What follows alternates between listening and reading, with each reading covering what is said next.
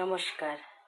আমি আজকে আমের চাটনি পিসবো, মানে যেটা খাট্টা ঝাল চাটনি। এটা আমাকে শিখিয়েছিল আমরা যখন দিল্লিতে পোস্টেড ছিলাম, দিল্লি রাজকরি এয়ারফোর্স স্টেশনে। তখন একটা কেরালিয়ান দিদি শিখিয়েছিল।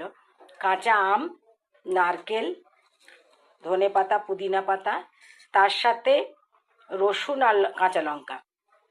এবার এই বাদামটা আমি নিজে থেকে দিচ্ছি কারণ অনেকটা ঠেচ্চার মতো মানে মানে হবে আর কি। এর আগে আমি 2-3 বার ঠেচ্চার রেসিপি দিয়েছিলাম। তো ঠেচ্চাতে আরও অনেক কিছু দেয়। যাই হোক, আমি এই বাদাম শুকনো কড়াইতে টেলে নিয়েছি বাদাম, লঙ্কা, রসুন, আম, পুদিনা পাতা, ধনে পাতা, এখানে পুদিনা পাতা রয়েছে নিচে, এই দেখুন পুদিনা পাতা, আর নারকেল। এবার এগুলো একসাথে পিষে এগুলো চাটনি বানাবো। এই যে আম, পুদিনা পাতা, ধনে পাতা, নারকেল, বাদামের চাটনি রেডি, রসুন কাঁচা লঙ্কা দিয়ে।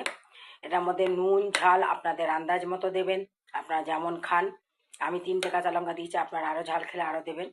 আর এই চামচটা ডগা করে একটুখানি খান্ড দিয়েছি, তাতে কি হবে, পুরো মানে আমের অত টকটা মরে যাবে। খুব সুন্দর স্বাদ হয়েছে।